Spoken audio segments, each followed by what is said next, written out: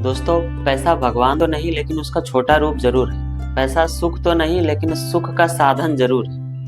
हम सभी इस दुनिया में एक ही हालात में पैदा लेते हैं, निर्वस्त्र और अज्ञानी के रूप में। लेकिन 30-35 साल आते आते हम में से किसी की हालात एक जैसे नहीं रहते। कोई गरीब हो जाता है तो कोई अमीर, कोई जॉब की ओर भागता है तो कोई बिजनेस की ओर, कोई शहर की ओर चला जाता है तो कोई गाँव में ही पड़ा रहता है, कोई अपने जॉब से परेशान है तो कोई बैंकों की धक्के खा रहा है। कुल मिलाकर अगर देखा जाए तो एक ही बात सामने आती है, वो है पैसों की समस्या।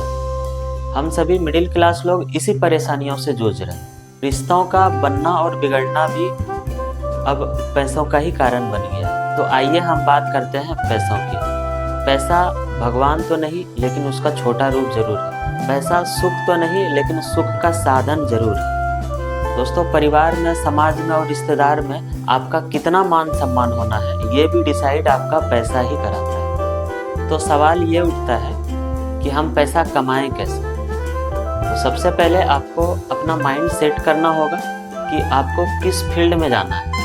आपको नौकरी करना है या फिर व्यवसाय। अगर आप ये डिसाइड कर लेते हैं तो आपका कई हद तक काम आसान हो जाता है। सपोज मान लेते हैं कि अगर आप 20 साल के हैं तो आपको आने वाला 4 साल उसी फील्ड में काम करना है जिस फील्ड में आप करना चाहते हैं।